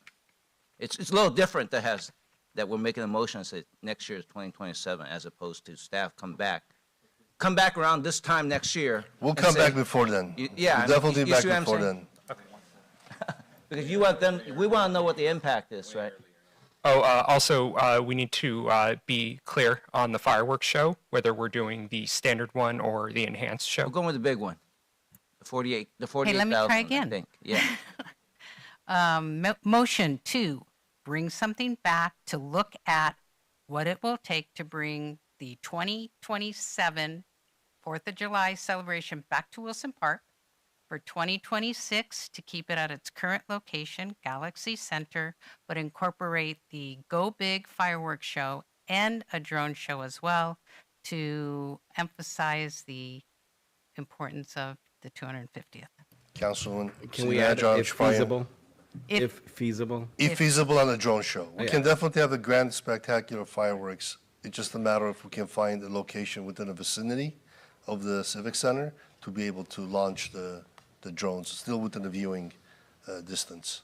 If feasible. Yes, absolutely. Thank you. Okay, I think we got that.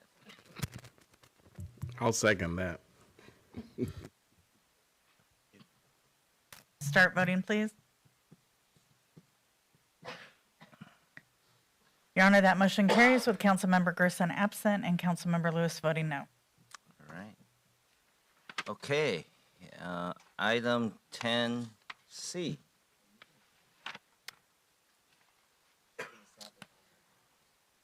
From Community Service Director, you're up again. Ted Stevens, Community Services Director, and we have, again, our management aide, Brett Abelson, who's going to dutifully present another staff report for you. Thank you, Your Honorable Mayor and members of the City Council. Brent Abelson, Management Aide, Community Services Department. Tonight, staff are seeking direction from the City Council regarding the purchase of 2026 game tickets to hold Torrance Dodger Day. Staff has advanced 3 game options with the Dodgers Group Sales Office, seeking the lowest seat pricing and the highest seating availability to keep Torrance attendees in one area. The recommended 1,000 tickets is informed by the sales total of the past several seasons. The game and ticket options are Sunday, August 2nd versus the Red Sox, game time 4:20 p.m., 1,000 tickets at $40,510. Sunday, August 16th versus the Brewers, game time 1:10 p.m., 1,000 tickets at $40,510. Sunday, August 23rd versus the Pirates, game time 1:10 p.m., 1,000 tickets at $45,010. In addition to the game tickets, the city may also purchase an on-field opportunity for $500. The photo opportunity includes up to 30 people for a group photo session in the outfield at Dodger Stadium. As in prior years, the city may offer the tickets for resale to the community at either a reduced price or at face value. For your consideration, on page 2 of the report, we have a detailed pricing scale showing reduced pricing from 20 to 50% for each of the 3 games. Last year, we offered no subsidy and sold tickets at face value. It is recommended that your honorable body provide direction to staff on the purchase of 1,000 LA Dodgers Day game tickets, the purchase of an on-field photo opportunity, selecting the game date for ticket purchase, and on the resale of the tickets to the community and at what subsidy level, if at all. Thank you, and myself and Garrett Craig are available for questions. Okay. Thank you. I'm going to assume no one signed up, so I'm just going to ask the public, are there any members of the public who wish to speak on this item? Please step up to the microphone. You get 2 minutes per speaker. Okay, I don't see any, so I'm going to come to the council. Councilwoman Kalani. Thank you, and I'm sorry I didn't ask this question prior to the meeting, but did all the tickets sell last year at full face value? We had 40 left. Okay. And then how was the response to the opportunity drawing, or I want to make sure to use the right words, for the on-field experience? Thank you, Your Honorable Councilmember Garrett Craig with Recreation Services.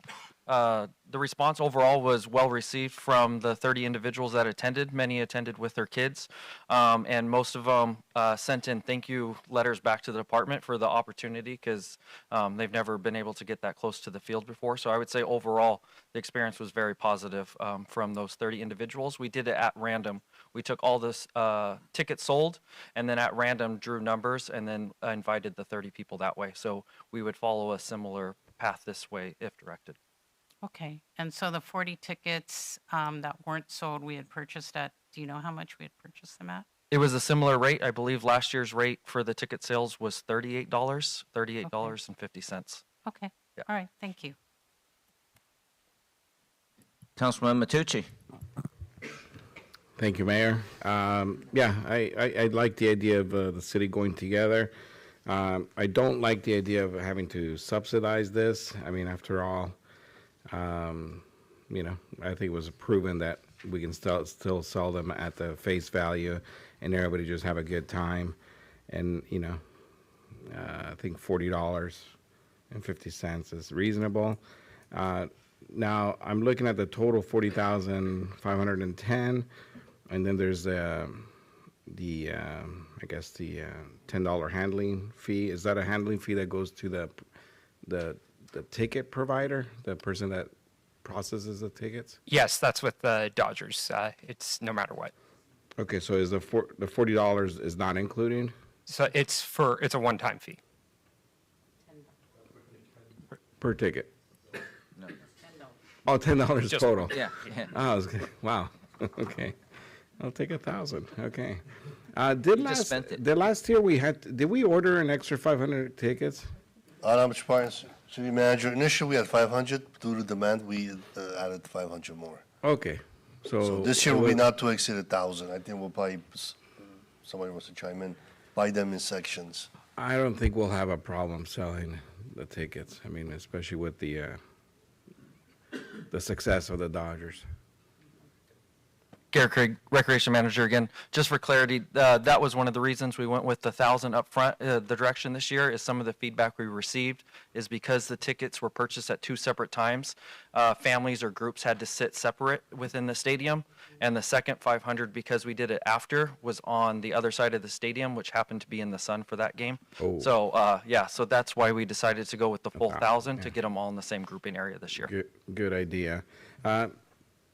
As far as option A, B, and C, the one thing that I would keep in mind is if you go too early, people are maybe still on vacation, summertime vacation.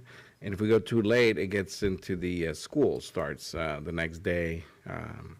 I forget exactly what day TSD starts, but you're talking about, I believe that weekend, that same Monday, school starts. Don't quote me on that, but so I don't know. I don't know much about baseball, but Red Sox looks pretty good. The Red Sox, the option A. So no, option A. We got to pick what day. Okay. The Red Sox against the Red Sox, or the Brewers, or the Pirates. But I guess things to take into consideration is people on vacation. Do we have any feedback from the public as far as last year? What game was better than others? I mean, I guess those are the things to look at. But I'd be okay with any of those. But I do believe that we should sell them at face value. I think that's the right thing to do. Thank you. All right, Councilman Kaji. Thanks for the presentation, and I also agree that selling the tickets at face value is a smart thing to do. I think since the Dodgers are going for a three-peat, the interest in Dodger baseball is only going to increase. Also, I know that Torrance Transit has had an ongoing conversation with Metro and with the Dodgers. Do we have any update on where service might be? Autumn Trans City Manager, Councilman, we continue to engage with the Metro and the Dodgers. We're still in that discussion.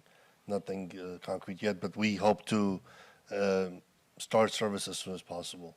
Yeah. But I know Metro and Dodgers also have their own discussions regarding the cost and the associated routes and such.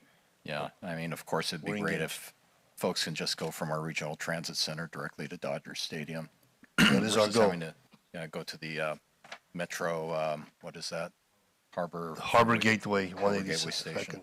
Okay, but other than that, Red Sox 420, I don't know. I'm kind of a daytime guy as long as the tickets are on the shady side. But I know having gone last year when it's 100+ degrees, it almost as long as you get some shade, that's a plus. But yeah, it was pretty brutal last year. But thank you.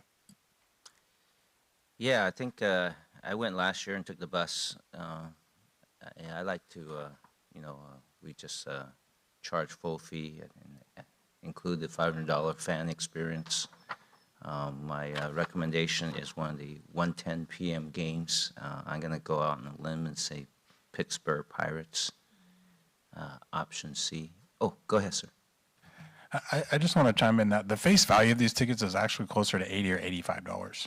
So this is a reduced price that the Dodgers give us because it's a group sale. Sure. So that I just wanted to make that Okay. clear to help your decision. So when we say face This value is a here, reduced just for price. those who's listening, This is cost. cost. We're getting a discounted Yes, face value. This is almost, I think It's a roughly- bargain. It's roughly half price. It's a bargain. So Okay, great. It's a We good appreciate price. that. So I Thank wanted you, to add that Dodgers. in there to Thank you, help make your Dodgers. decisions better. Yeah. Maybe the Dodgers should all give us a free baseball cap when we go in too. We got to work on that one, I think. And what was I thinking here? Yeah, and then sometimes I think we just need to know that just because it says 1:10 p.m. now, based on the last 2 years' experience, they may change the starting time. I know one year it was 1 p.m. and then they told us, and then it got revised like 4 o'clock-ish. So no matter what we do, I think the preference is probably, and then for people who have school concerns, at least if you have earlier afternoon games, and a student Matucci could go to sleep and get ready to go to school next day. Okay? All right, Councilwoman Kalani, you have a motion that you want to make? Yeah, a motion to approve the purchase of 1,000 tickets to the 2026 Los Angeles Dodger game. I'm going to recommend option B versus the Brewers. And then approve the purchase of the VIP on-field opportunity and authorize the staff to resell the tickets at the cost that we pay with no subsidies. My second. Start voting, please.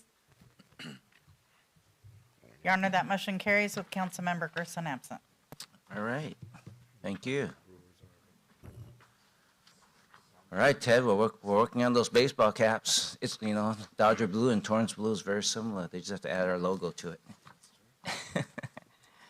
Item 10D from the city manager. Is there a staff presentation? Good evening, Your Honor. Danny Santana, City Manager's Office. An overview from staff, yes. So I'm covering this item for Public Engagement Manager Jin Chun.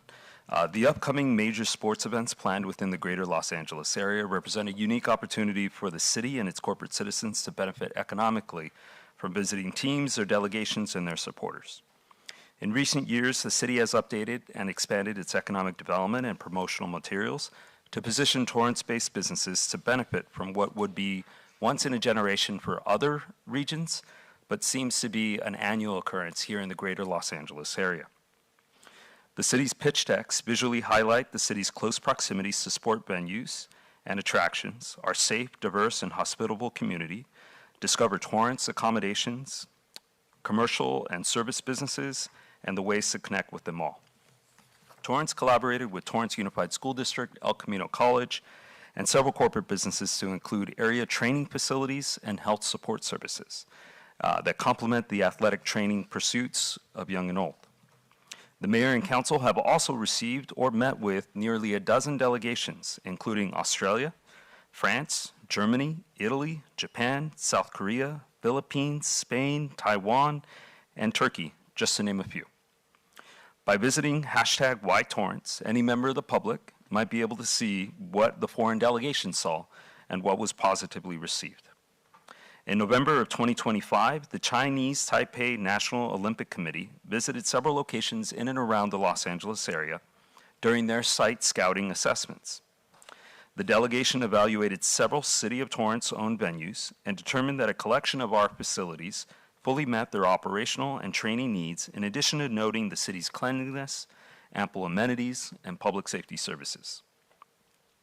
Following additional discussions, they formally expressed their intent to establish an Olympic delegation supporting Operations Center, that's their name, not ours, in Torrance during the 2028 Olympic Games, and are seeking the council's direction on a request for an MOU formulation with their committee to rent city facilities between July 3rd, 2028 through July 31st, 2028.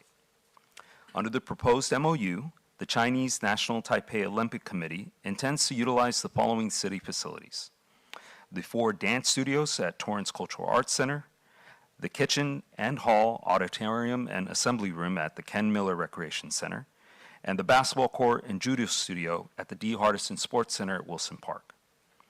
These facilities are intended to be used for training, operational coordination, and athletic support functions during their rental period. As the rental rates for fiscal year 28-29 are not yet known, staff leveraged the current rates for the present fiscal year. Using these rates, the total for all 3 facilities at an interdepartmental nonprofit rate are estimated to be $118,071 compared to the highest commercial rate of $303,903. These rates are likely to be different in the fiscal year 28-29. So part of the item today is seeking council's direction as to which rental rate classification, interdepartmental or the commercial rate, to apply, and whether to apply the current known rates or to set the rates subject to what is in place during that fiscal year. Additionally, during summer months, certain regularly scheduled classes and programs may be temporarily displaced. Staff is working to identify alternative locations of comparable value or adjust the program schedules as needed to accommodate all program participants. Given the unique nature of the Olympic Games, the international profile of the event, and the substantial community and economic benefits anticipated for Torrance, this presents a unique opportunity for the city. Hosting an Olympic delegation would come with economic benefits, including increased hotel occupancies, with the delegation indicating their planned 50-room hotel reservation at the extended for an extended stay at the DoubleTree Hotel in Torrance, increased patronage of local restaurants and retail businesses and services, opportunities for Torrance youth and community members to potentially observe, engage with, and be inspired by international Olympic athletes, and enhance global visibility and prestige for the city as a welcoming and capable Olympic partner. The presence of Olympic athletes and support teams at the Civic Center also reinforces Torrance's role as a regional hub during the 2028 Olympic Games in Los Angeles. While applying the interdepartmental nonprofit rental rate will reduce facility rental revenue compared to standard external rates, staff anticipates that this offset by broader economic benefits to the community, including transient occupancy tax, revenues, local spending, and long-term promotional value for the city will outweigh. Any additional operational costs, such as staffing needs or security requirements, will be addressed and detailed in the final MOU, should the council direct staff to proceed with its drafting. Again, staff requests council's direction whether to advance the development of a formal MOU, which rental rate classification to include in said MOU, and whether to apply those rates based on current fiscal year known, or to apply the rates that will be in place at that time. That said, thank you to the Community Services and General Services Department for their assistance in preparation of this item, and staff is available for any questions. Thank you. Thank you.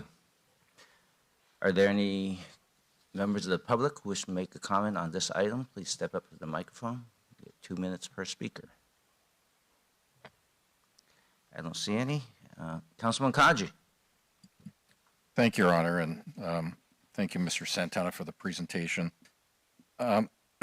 Looking at the, I guess the comment in the letter from the Taipei Olympic Committee, 50 rooms, would they be reserving those rooms just for the period of the Olympics, or will there be like a setup prior to and then a strike after that? So would it exceed 16 room nights? Mayor, Council, Ian Daly, Finance Director, can help out with this one. The tally that we were looking at was a few different room nights, but the largest spans 23 nights in total. 23, okay. Yeah, so I'm just looking, taking the 50 rooms times 23, estimating what the average room rate might be, and I have no idea what it might be during the Olympics. Mayor, Council, Ian Daly, Finance Director, in the discussions with Discover Torrance, a room rate of $4.99 a night was quoted. So tallying up the different numbers of rooms, largely on the 23-night count, the total stay for roughly the month is $586,325 in terms of revenue to the hotel. Mm-hmm. With respect to TOT, our rate's 11%. That's a little over $64,000. Great. Another question for staff, since we've been meeting with so many foreign delegations and some of their Olympic committees, have we, by having this MOU in place, it doesn't foreclose out having other Olympic committees coming here to Torrance? Danny Santana, City Manager's Office. No, it would not. All right. Thank you. If I could add, Your Honor, it would also not preclude either the Torrance Unified School District or El Camino College making arrangements with a foreign delegation or a specific sport from a foreign delegation. And I think this one, I think they only asked for July. There might be a possibility, there might be a comeback later for Paralympics. They probably just haven't gotten that far in planning it.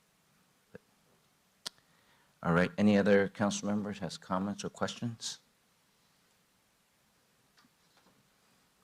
Okay. How does the council wish to proceed on this? Councilman Kaji. Let's see. Going to the recommendations of the city manager, that I'd like to recommend that the city pursue an MOU with the Chinese National Taipei Olympic Committee as proposed for renting city facilities at a discount during the period as stated in their proposal. Councilman Kaji, Danny Santana, City Manager's Office. Could you also add clarification as to whether to apply the rates in place at this time or those that would be in place at the fiscal year for said rental? I'd like to recommend that the rates will be at the proposed nonprofit rates as listed in the staff recommendations. Is that your? The present or those that will be in place at that time? At that time. Thank you, sir. Thank you.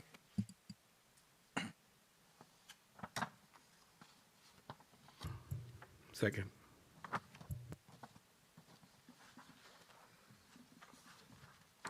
Start voting, please. Your Honor, that motion carries with Councilmember Gerson absent. Okay, thank you. We went pretty fast today. Moving on to oral communications number 2.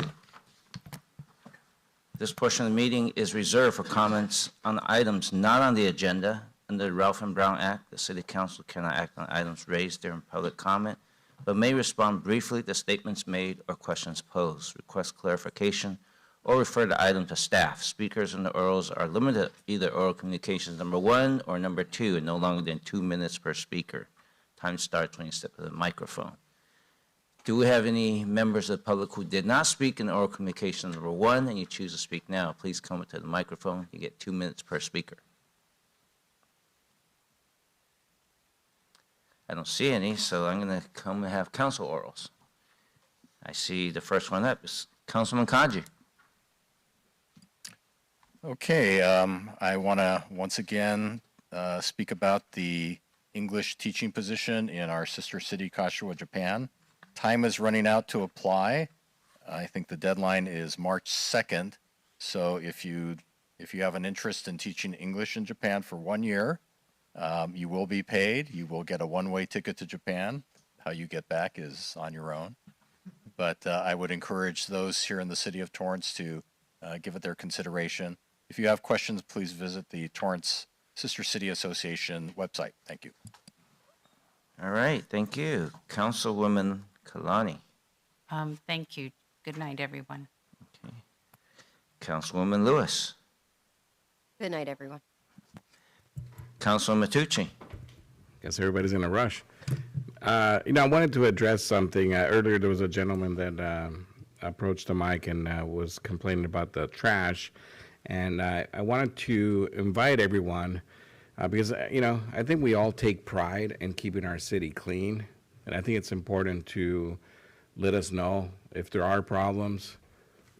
Just let us know. If we can't fix it if we don't know where it is and what the problem is. So I invite everyone to download the My Torrance CA app. I think it's a great app that, my gosh, you can report just about anything on there. They'd also sign up for Torrance alerts. I mean, there's a lot of great things that would really ease communication between the city and the residents and business owners. So if you're at the App Store, just type in My Torrance CA. It should pop up. I think it's a great resource. And to the gentleman that came earlier, just give us exactly where it is, and I will personally go clean it if we don't have time. If staff doesn't have time, I've done it before, and I'll do it again. We want to keep our city clean. So if there's anything that we need to clean up, we'll go clean it. Thank you. Thank you. Councilman Sheikh. Thank you, Councilman Matucci, for bringing this up. And I think that gentleman is confusing Torrance BO with Torrance. So I would really recommend to the gentleman to please make sure he's talking about Torrance, or anybody that is referring to, make sure it's not the PO, the Torrance incorporated area, and then Tim McAsker is the councilman for that area. So with that, thank you. Thank you very much. I think we covered a lot of grounds. Thank you, staff. We have a very busy year, very busy summer, and appreciate all the work that you do. And for those of you who is aware, happy Lunar New Year of the horse. Hopefully you have some nice celebrations. Well, he calls it a fire horse. I just call it a horse. It's easier because I'm not sure what fire really means, but I know it's a year of the horse. So as we conclude this evening's meeting, I want to thank you for your active participation and interest in staying informed. And now I'll take a motion to adjourn tonight's meeting. I guess our normal adjournator's not here tonight, so I'll do it for him. I move that we adjourn tonight's City Council meeting to Tuesday, March 3rd, 2026 at 5:00 p.m. for closed session with regular business commencing at 6:30 p.m. in the Leroy J. Jackson Council Chamber.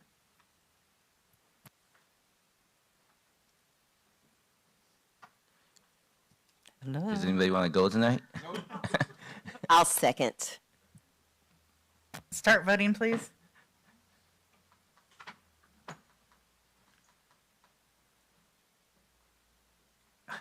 Don't do it. Your Honor, that he did it. motion carries with Councilmember Gerson absent and Councilmember Sheikh voting no.